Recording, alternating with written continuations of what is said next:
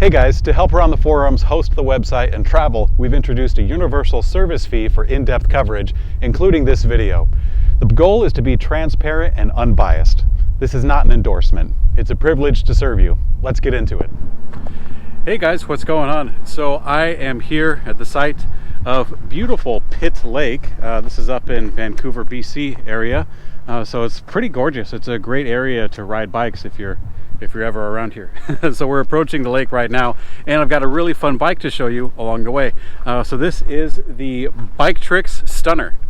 All right, so the Biktrix Stunner is a really fun cruiser bike. As you can see, it's got a really relaxed style, really upright kind of riding position, and that's accomplished through the handlebars that kind of come up and out, and they kind of meet you is what they do.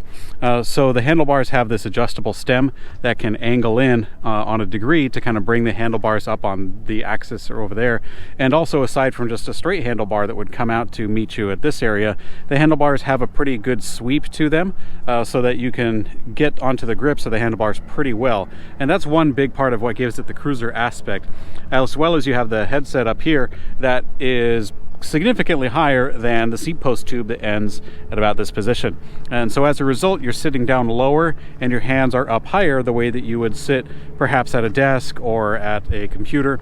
And it gives it a really comfortable riding position is kind of the goal of this bike. And it's not just the frame and the handlebars that accomplish that, it's quite a bit. So the bike has some really nice mechanical components that also meet to that purpose. It has the Suntour NEX fork, which has a 70mm travel front fork that also culminates in the crown right here that accommodates both the plastic fenders as well as the front LED headlight.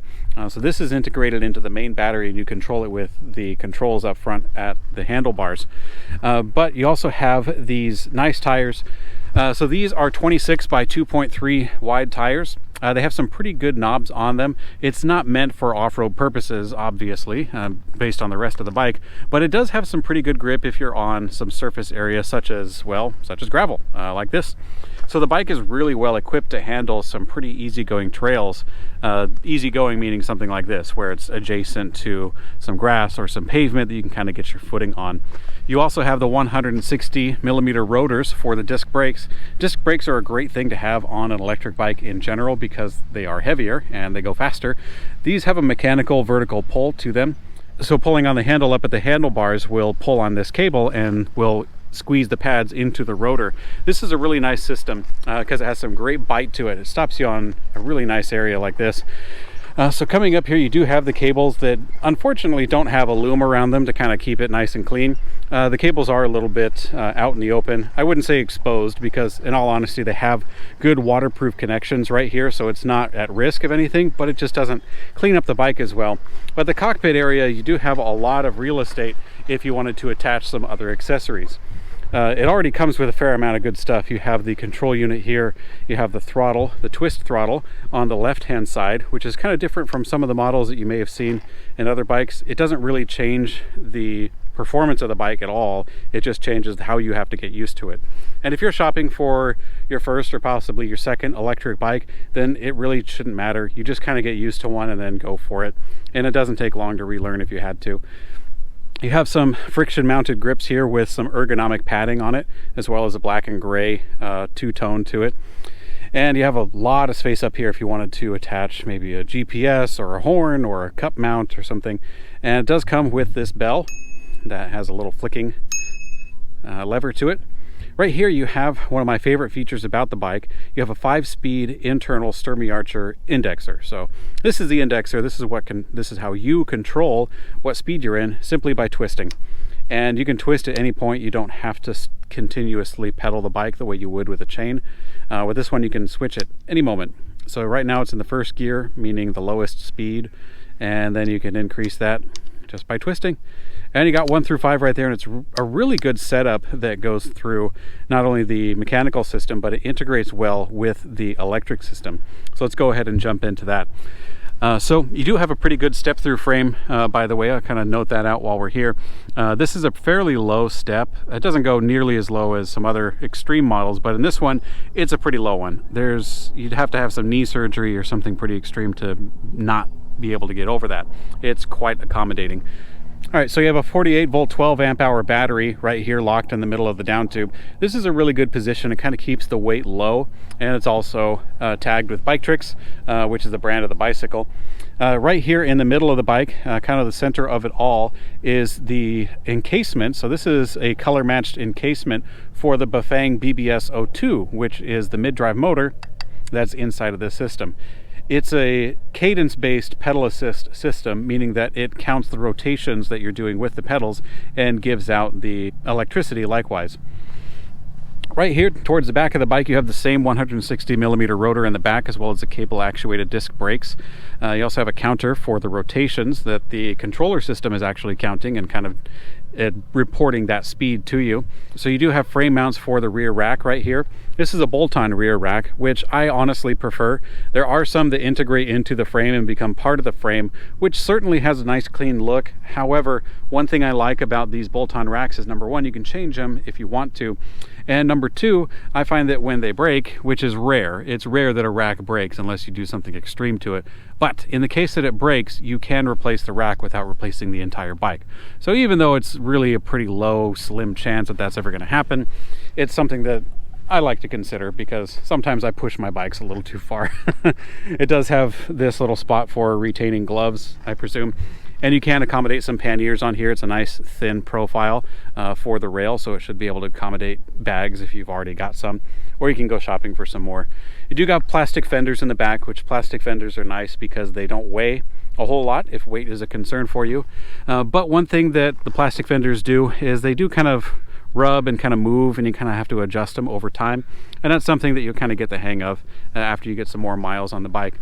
But yeah, this is the Biktrix Stunner, one of the bikes that I like a lot from their lineup. One last thing I did want to mention while I was overviewing the bike, this one has one of my favorite displays. It has the APT 850C, if you're curious. It is a full color display that has an automotive motif that's pretty good. The readouts are very clear. I don't know if you can see it in the sunlight, but I can put a photo to kind of show you what it looks like when you can actually read it. But this system is really intuitive. I like the way that it shows the pedal assist straight in the middle along with the speed. You have the odometer that kind of counts up, as well as the basic metrics. It doesn't tell you a ton of stuff, like it doesn't tell you your calories, it doesn't have GPS integration, but personally I kind of like the way that it's streamlined. All of that other stuff that I've listed personally are things that don't entirely appeal to me. I would on some occasions, but for a bike that I'm going to ride every day, I really like the selection of reporting that this display does. And it's got some good color to it, some good contrast. I like it. Anyways, let's go ahead and jump on the bike and I'll show you how it rides. All right, so I wanted to showcase some of the hill climbing power that this bike has. So we're in the first speed on the Sturmey Archer, and we got it up to 5 pedal assist. What I'm going to do is I'm going to pedal lightly along, and this bike should, you know, if it behaves like it has over the last little while, this bike should climb pretty easily. So let's go ahead and give it a go, and I'll show you what it looks like. All right, so break off, and let's give it a little pedaling. All right, and as soon as that motor kicks in, yeah, this is a piece of cake. Yeah, that motor's got a lot of guts to it. And of course, as you can see, I'm holding a camera with one hand, so I wasn't able to change gears, but it's a nice little power puncher. I like that a lot. And of course, we were coming up that boat launch, and if you've done a boat launch before, you know that they are considerably steep in comparison to like a flat road. So that was actually a lot of fun to check that out. So I really like the way that this it's hard to say. I really like the way that it kind of communicates a little bit. The Sturmey Archer indexer is really nice. I like the way that it shifts a lot because it's instantaneous. It's really nice. I've used some other internal systems that kind of take a second and you're not exactly sure if you're in the right gear when you're shifting, but this one's pretty good. It clicks into position really nice, and it kind of bodes well with the BBS02 mid-drive system that you have there. Which is really nice. It's a cadence-based system, so it's kind of easy going. It doesn't demand as much as a torque-based system, but it's a pretty good combination for a cruiser bike, I would say. Okay, let me kind of go around here and I'll show you what the bike looks like when it's in motion.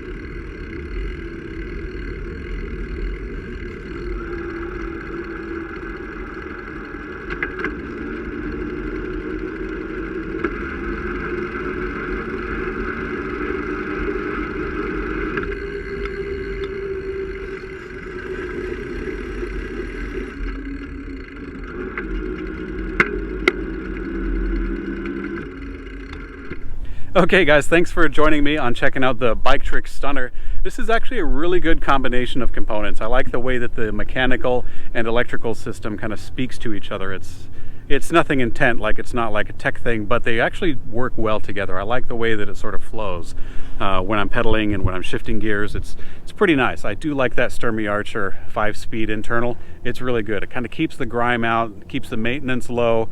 It's really good. It's also not as exposed if you were to bash it up against, say a rock or something, but that's, kind of a slim chance. But anyways, more of that you can find on the write-up for the review of this bike, the full review that you can find on ElectricBikeReview.com. You can also compare this to other Biktrix models as well as other brands and bikes on the same website, or you can participate in the forums, and sometimes I'm around there too. Thanks for watching, and have fun and stay safe.